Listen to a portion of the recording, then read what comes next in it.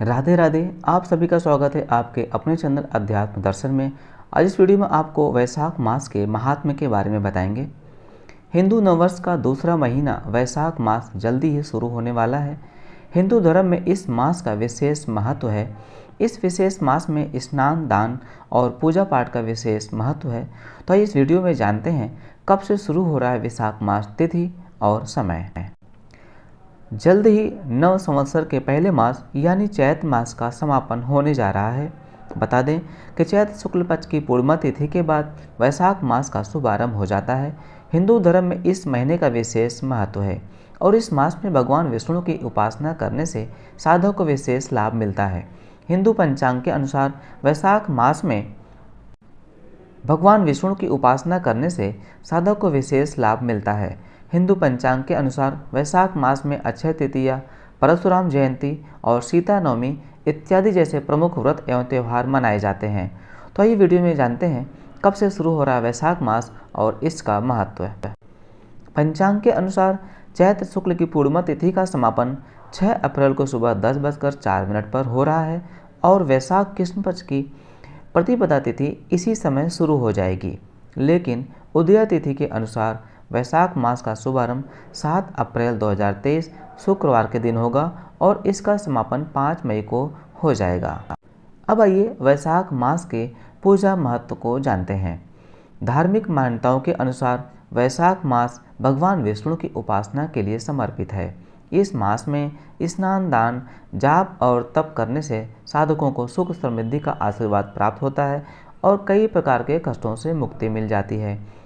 ज्योतिष विदों के अनुसार वैशाख पूर्णिमा के दिन चंद्र विशाखा नक्षत्र में होते हैं और इस नक्षत्र के स्वामी गुरु और देवता इंद्र हैं। इसलिए इस मास में चंद्र देव की उपासना को भी बहुत महत्वपूर्ण माना जाता है। बता दें कि वैशाख मास की चर्चा स्कंद पुराण में भी की गई है, जिसमें बताया गया है कि न माधव समो मासो न कीर्तेन युगम समम न च वेद समम शास्त्रम न तीर्थम गंगया समम।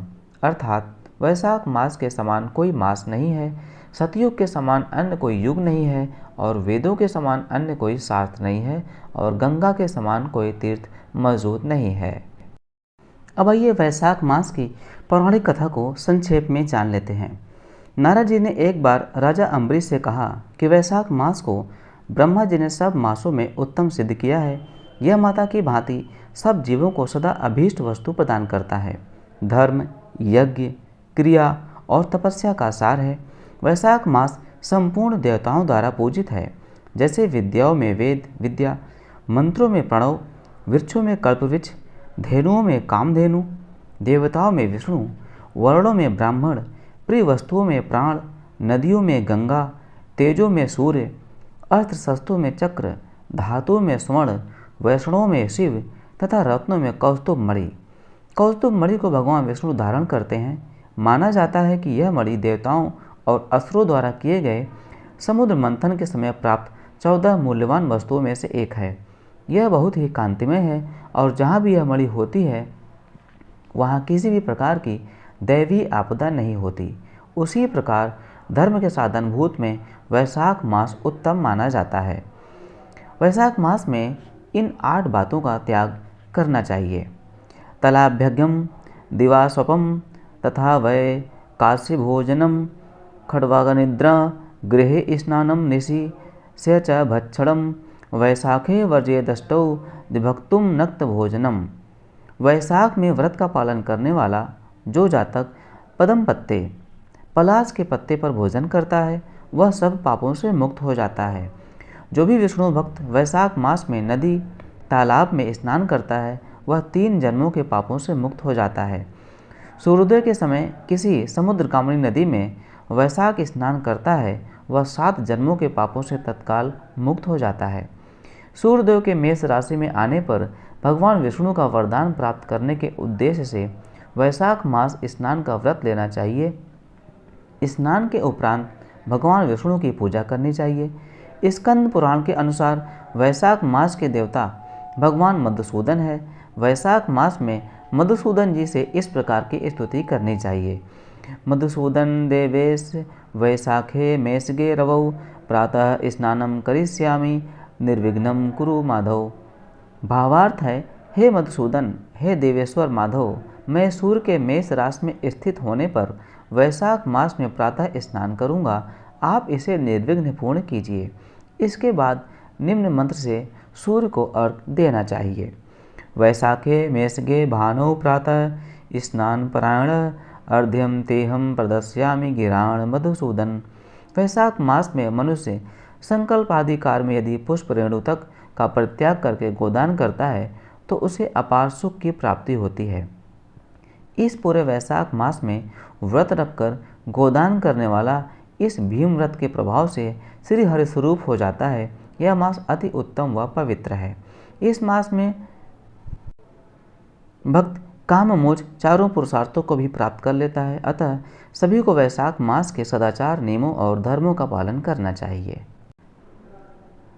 भगवान विष्णु को प्रसन्न करने वाला इसके समान दूसरा कोई मास नहीं है। जो वैशाख मास में सूर्योदय से पहले स्नान करता है उसी से भगवान विष्णु सदा प्रेम करते हैं। पाप तभी तक कष्ट देते हैं जब तक मनुष्य वैशाख मास में प्रातःकाल जल में स्नान नहीं करता। वैशाख माह में तब सब तीर्थ देवता आदि बाहर के जल अर्थात सामान्य नदी तालाबों में भी सदैव स्थित रहते हैं। विष्णु जी की आज्ञा से मानव का कल्याण करने के लिए वे सूर्योदय से लेकर 6 दंड के भीतर सभी देव उपस्थित रहते हैं। वैशाख सर्वश्रेष्ठ मास है और विष्णु जी को सदा प्रिय है। जो पुण्य फल कई प्रकार के दान से होता है और जो फल सब तीर्थ स्थलों के दर्शन से मिलता है, ये सभी पुण्य फल की प्राप्ति वैशाख मास में मात्र जल का दान करने से प्राप्त हो जाती है। जो जलदान में असमर्थ है, ऐसे ऐश्वर्य की अभिलाषा रखने वाले पुरुष को उचित है कि वह दूसरों को प्रबोध करें। इस मास में जल का दान करने से बढ़कर कोई हितकारी कार्य नहीं है। जो भी जातक वैशाख मास में मार्ग पर यात्रियों के लिए प्याऊ लगाता है वह विष्णु लोक में प्रतिष्ठित होता है।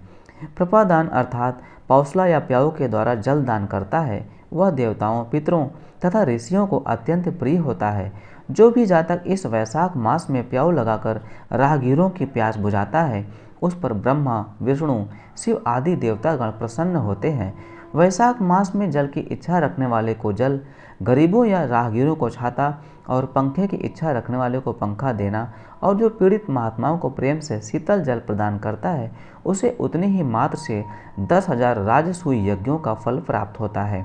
वैशाख मास में धूप और परिश्रम से पीड़ित ब्राह्मण या संत को जो पंखा डुलाकर शीतलता प्रदान करता है वह निष्पाप होकर भगवान का पार्षद हो जाता है। जो मार्ग में थके हुए श्रेष्ठ द्विज को हवा, पानी और शारीरिक सेवा देता है वह भगवान विष्णु का सायुज्य प्राप्त कर लेता है। जो शुद्ध मन से हाथ वाला पंखा दान करता है उसके पापों का शमन हो जाता है। जो भी इस विष्णु प्रिय वैशाख मास में पादुका दान करता है वह विष्णु लोक को जाता है। जो मार्ग में राहगीरों के ठहरने के लिए विश्रामशाला इस मास में बनवाता है उसे अनेक तीर्थों के बराबर फल प्राप्त होता है। अब आइए वैशाख के महीने में तुलसी पूजा विधि और महत्व को जानते हैं। वैशाख के महीने में तुलसी पूजन के साथ साथ भगवान विष्णु की पूजा का विशेष महत्व बताया जाता है। वैशाख के महीने में तुलसी पूजन का भी महत्व है। शास्त्रों के अनुसार भगवान विष्णु को तुलसी अति प्रिय है, इसलिए इस पूरे माह तुलसी को सुबह के समय जल अर्पित करें और शाम के समय घी का दीपक अवश्य जलाएं। वैशाख के महीने में तुलसी का पौधा लगाना बहुत ही शुभ बताया जाता है। घर, मंदिर या फिर आंगन में तुलसी का पौधा लगाने और उसकी देखरेख करने पर जीवन में सफलता ही सफलता प्राप्त हो जाती है और व्यक्ति खूब आगे बढ़ने लग जाता है।